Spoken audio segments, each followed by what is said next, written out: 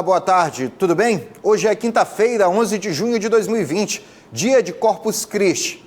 Mas não é feriado, sabia?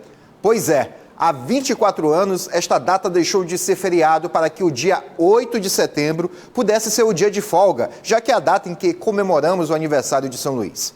Enfim, é bom você entender porque parte da classe produtiva está trabalhando. Não é por conta de que já foram muitos dias de descanso por causa da quarentena, não. Falando em quarentena, isso nos remete à pandemia. E falando em pandemia, você sabe que no Boletim Guará nós atualizamos os números da doença. O programa está no ar. Vamos às informações.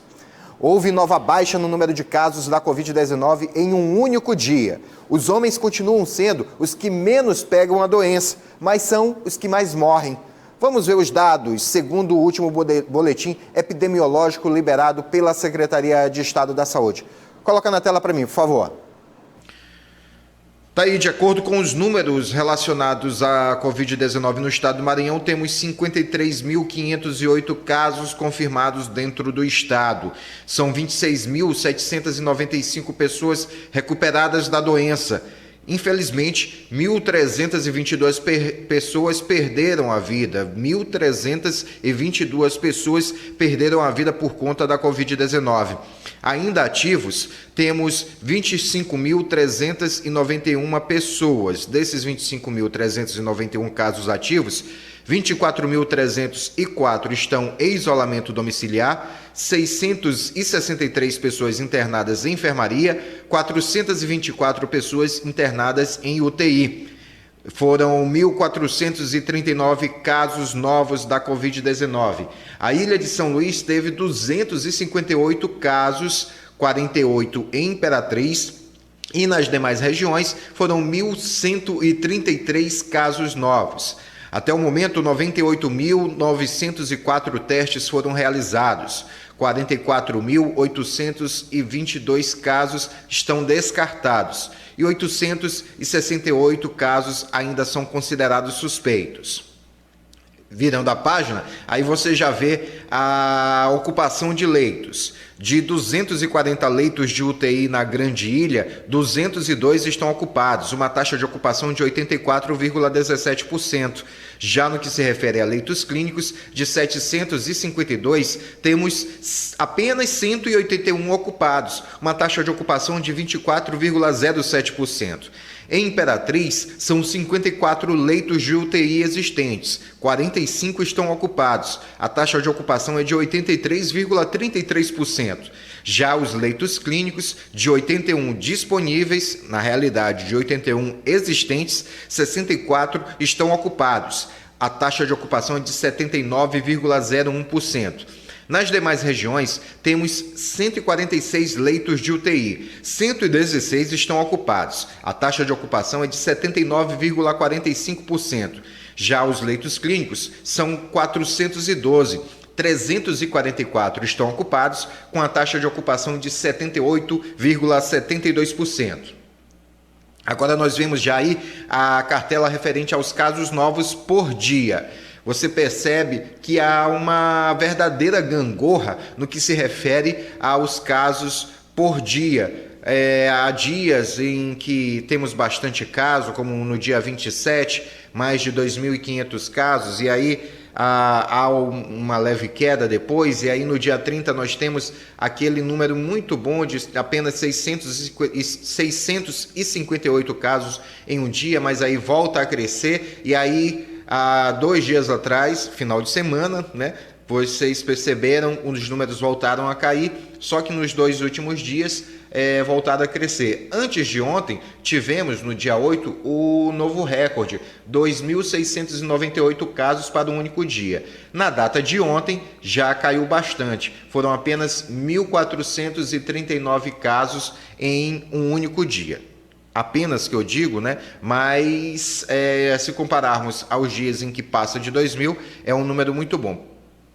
Por último, vamos ver como é que está a relação de casos e óbitos por sexo.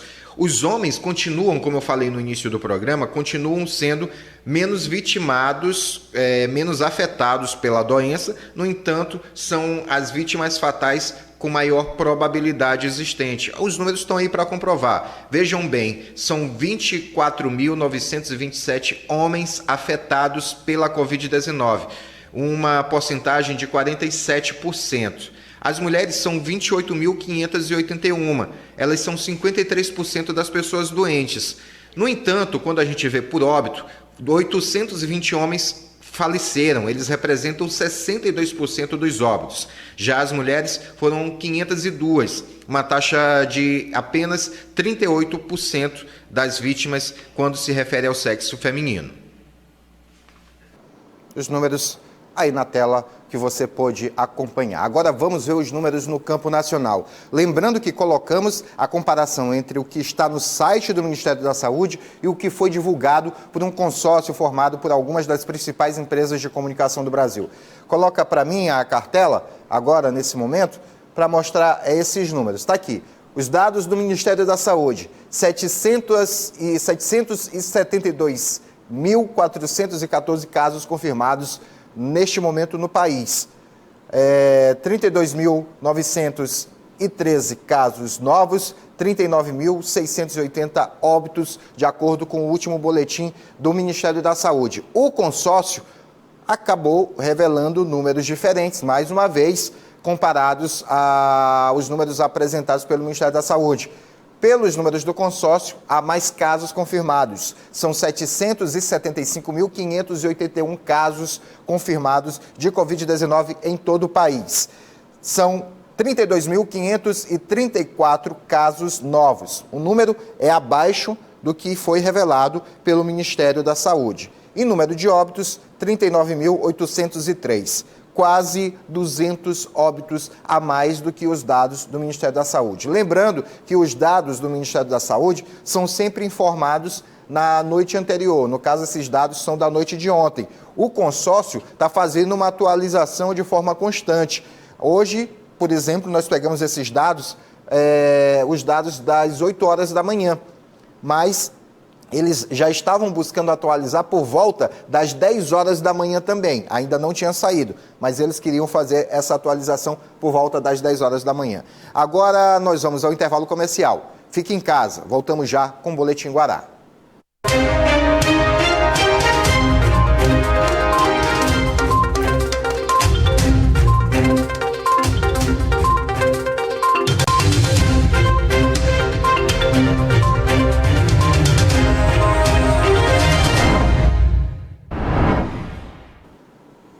De volta o Boletim Guará. Olha, pessoal, agora, nesse momento difícil, o que a gente mais precisa é encontrar um jeito de gastar menos. Por isso, quero falar para você da Tarifa Social Baixa Renda, um programa que dá desconto de até 65% na conta de energia.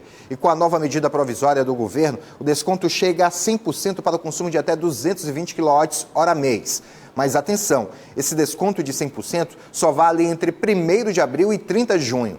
Valores de impostos, taxas e parcelamentos serão cobrados normalmente. Então, a hora de se cadastrar é agora. E para fazer isso, não precisa sair de casa, nem ser o titular da conta. Se você tem o NIS, o Bolsa Família ou o BPC válidos, basta acessar o site equatorialenergia.com.br ou falar com a Clara pelo WhatsApp no número 98 20 55 01 16.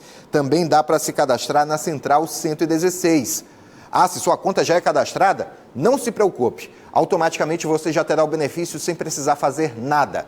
Tarifa Social Baixa Renda é menos tarifa e mais social. Equatorial Maranhão. O Conselho Nacional de Justiça, o CNJ, está lançando uma campanha de incentivo à denúncia de agressões contra mulheres. A forma das vítimas demonstrarem que estão sendo agredidas é muito fácil e, acima de tudo, discreta e importante como medida de segurança. Um X vermelho na palma da mão é um grito silencioso de mulheres que pedem socorro pelo fim da violência doméstica. A campanha, promovida pelo Conselho Nacional de Justiça e pela Associação dos Magistrados Brasileiros, incentiva mulheres a pôr um fim no ciclo de violência e denunciar seus agressores. Para pedir socorro, basta que a vítima mostre um X vermelho na mão para o atendente ou farmacêutico em uma das mais de 10.000 farmácias credenciadas em todo o país. Então, a gente vai fazer essa divulgação na nossa página do Tribunal de Justiça, nós vamos colocar o termo de adesão, vamos disponibilizar o nosso e-mail para aquelas instituições, né, que têm o interesse de também abraçar essa causa, que nos procurem para que a gente possa fazer as tratativas também. Conforme pesquisa divulgada em 2019 pela 2ª Vara Especial de Violência Doméstica e Familiar contra a Mulher de São Luís, 43% das vítimas de algum tipo de agressão são mulheres solteiras. E desse total, mais da metade tem entre 18 e 34 anos, sendo consideradas jovens e jovens adultas. Mulheres que estão ainda mais vulneráveis por conta do isolamento social, período em que passam maior parte do tempo com seus agressores. Nesse sentido, outros estabelecimentos comerciais de São Luís e também do interior podem aderir à campanha e ajudar a salvar vidas. Para ter mais informações sobre a campanha e fazer o credenciamento, basta entrar em contato pelo e-mail cemulher@tjma.jus.br. Quando a mulher procurar você, atendente ou farmacêutico, com este sinal, mantenha a calma, conduza a uma sala reservada e disque 190. Chame a polícia militar. Caso a mulher sinta necessidade de deixar o local, basta que você anote o seu endereço e o seu nome completo. Você, farmacêutico ou atendente, não tem responsabilidade de figurar como testemunha da ocorrência. Você é apenas comunicante. Por questão de solidariedade, de responsabilidade social, se engaje nessa campanha conosco. Devido à pandemia da Covid-19, muita gente deixou de viajar. O aeroporto de São Luís, por exemplo, antes registrava grande movimentação. Hoje está praticamente vazio.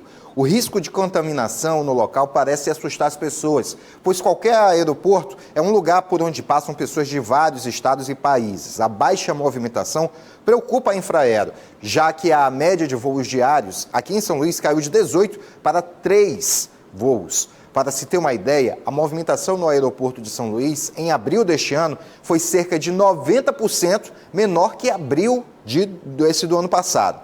Para voltar a ter mais viagens, a Infraero lançou uma campanha para reforçar as medidas sanitárias que foram adotadas desde o início da pandemia. Essa campanha, além da adesivagem, também ela consiste em avisos audiovisuais dentro do aeroporto. Então, rotineiramente, o aeroporto ele divulga, através do seu sistema de som, avisos aos passageiros e usuários do aeroporto, além também de vídeos educativos que estão sendo divulgados no ambiente do aeroporto. Essa gama de ações que envolvem a administração aeroportuária em atendimento às diretrizes que estão sendo definidas pelo Ministério da Saúde e pela Anvisa, é que garantem a segurança desse trânsito do passageiro e do usuário pelo aeroporto. Vamos ao intervalo, não sai de casa, porque voltamos já com o Boletim Guará.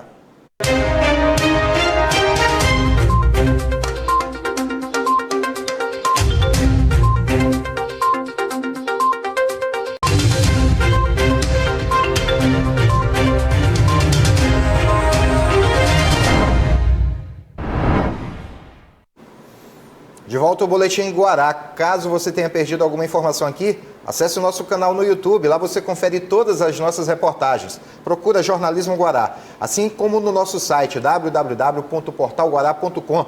As principais notícias do Maranhão e do mundo você confere no portalguará.com. Você já sabe a novidade que está no ar, é a Rádio Guará. Uma nova proposta de se fazer entretenimento e jornalismo. Um veículo que veio para mudar o conceito de rádio existente no Maranhão. Todas as tribos em uma só conexão. Todos os ritmos para todos os gostos. Vem aí a Rádio Guará. Música e informação sem alienação. Pois é, Rádio Guará hoje você não me acompanhou, não acompanhou o Laércio, a gente ganhou uma folguinha por lá, mas amanhã a gente está de volta na programação da Rádio Guará. Café com Beiju às 6 horas da manhã, comunicação direta às 9 horas da manhã. Agora vamos falar de esporte. Primeiro, vamos dar uns parabéns, não é isso, Laércio? Isso, parabéns para o ex-presidente do Moto, Célio Sérgio, que antecedeu o Natanael Júnior. Na realidade, o Natanael começou como vice do Célio, né, e depois o Célio, por problemas, acabou tendo que se afastar da diretoria. Mas está aí o presidente Célio Sérgio, né, que passou pelo rubro-negro maranhense, e desejamos parabéns ao Célio, jornalista, ex-presidente do Motoclube de São Luís, hoje, né, só como jornalista do Imparcial, né, um dos grandes nomes do jornal Imparcial, e que passou pela história recente da equipe do Motoclube. Parabéns ao Célio Sérgio. Um grande amante da cultura do Maranhão. Isso, nessa época, também, né? Ele estaria organizando... Hoje, por exemplo, ele organizaria na rua onde ele mora, famoso almoço com jantar, era uma mistura de tudo, né? É um baile o nome que eu não vou utilizar. E ia estar rolando a cultura do Maranhão direto lá, bumba boi, tocando bastante. Foi o cara que organizou o Bloco da Imprensa, foi um grande sucesso esse ano. Isso, né? baile da imprensa com ele. Baile da imprensa com o Célio Sérgio, tendo grande sucesso. Em relação ao futebol, vamos lá. A expectativa é aquilo que a TV Guará já antecipou faz tempo, há muito tempo eu antecipei que a ideia dos clubes é propor para a federação que não aconteça rebaixamento nesse ano de 2020. Por quê? Por causa da pandemia. A pandemia trouxe inúmeros problemas. Os clubes, principalmente os clubes pequenos do Brasil, não vão ter possibilidade de buscar recursos para, além de tapar os buracos, para montar novas equipes para jogar, por exemplo, uma partida, que é o caso do São José. Em Rondônia, já aconteceu isso. A federação deu a liberdade para os clubes que não tiverem condições de retornar, eles já saem, mas no ano que vem voltam na mesma divisão. Aqui, a federação botou alguns obstáculos, por quê? Para não ir de encontro ao estatuto do torcedor. Só que já abriu um precedente. Se a CBF não vai punir lá em Rondônia, não tem por que punir aqui. E mais, se vai acontecer a mudança no regulamento para a questão das inscrições, pode acontecer essa outra mudança do regulamento. O que vai ser proposto pelos clubes? Para que esse ano não haja rebaixamento, que permaneça a classificação atual e que o campeonato retorne a partir da segunda fase. E aí os detalhes dessa segunda fase e de como o campeonato pode ser definido apenas no mês de agosto serão definidos nessa reunião do dia 12, marcada, portanto, para amanhã, entre 10 e meio-dia. No Boletim Guará, inclusive, já vamos ter detalhes dessa reunião, que vai traçar o futuro, né? A princípio, o cronograma é 15, segunda-feira, início das inscrições, 22 seria a volta dos treinamentos, mas depende muito daquilo que vai ser dito pelo secretário Marcelo Tavares da Casa Civil e pelo governador Flávio Dino, e a partir do mês de junho, toda essa preparação para a bola rolar no dia 1º de julho. Vamos aguardar se esses momentos, essas datas vão permanecer e aquilo que vai ser definido. Se acontecer a mudança de começar a partir da segunda fase, mantendo o regulamento, 6 datas apenas conclui o campeonato. Se permanecer como está, 8 datas. Se vão mudar o formato da competição para adequar essas 6 equipes numa segunda fase, só saberemos amanhã. Mas o certo é que essa proposta vai ser levada para que proposta dos clubes, né? Proposta dos clubes, né? E pela primeira vez, isso é inédito. Uma proposta uniforme. Geralmente o Moto quer uma coisa, o Sampaio quer outra, o Imperatriz, geralmente esses 3, né? Acabam puxando cada um a corda para o seu lado. Sempre o Sampaio acredita que o Imperatriz está sendo beneficiado, o Imperatriz acredita que o Moto está sendo beneficiado e vice-versa. Agora, não. Agora os clubes devem apresentar uma proposta, inclusive a AMA Clube, nos bastidores, está tendo um movimento para que ela seja recriada e volte a ficar em atividade. A possibilidade grande é do presidente do Maranhão, Robson Paz, é quase uma unanimidade que ele seja o presidente da AMA Clube, é um nome mais leve. O Maranhão é aquele time que quase todo torcedor do Sampaio, do Moto e do Imperatriz tem como segundo time o Maranhão e poderia agregar a boa ligação que o Robson Paz tem, por exemplo, com a esfera governamental. Ele é diretor da Rádio Timbira, secretário adjunto de comunicação, tem um bom acesso ao governador Flávio Dino, ao secretário Rogério Cafeteira, seria interessante. Então, esses pontos devem ser levantados amanhã. Outra questão, a possibilidade das 5 substituições a partir da volta do Campeonato Maranhense, que já é uma regra nova da FIFA. Enfim, são esses os assuntos. Tomara que, ao meio-dia de amanhã, a gente possa ter pelo menos um horizonte e que federação e clubes cheguem a um consenso, para além de retornar ao campeonato, que esse campeonato possa ganhar, né, corpo e ter um atrativo para o torcedor, né, para que ele volte bastante motivado. Outro detalhe também importante é a questão das transmissões. As transmissões devem acontecer e o torcedor vai pagar um valor que seria do ingresso, ele vai pagar o valor para poder assistir no seu smartphone, no seu tablet, no seu computador ou na sua Smart TV. Tá certo. Esse assunto a gente esmiuça com mais calma amanhã, porque o Boletim Guará de hoje fica por aqui. Vem aí Danilo Quixaba e o Fazemos Qualquer Negócio. Mais informações no Jornal da Guará. Boa tarde a todos. Aproveite o dia de hoje, que não é feriado. Paz e bem. Um abraço.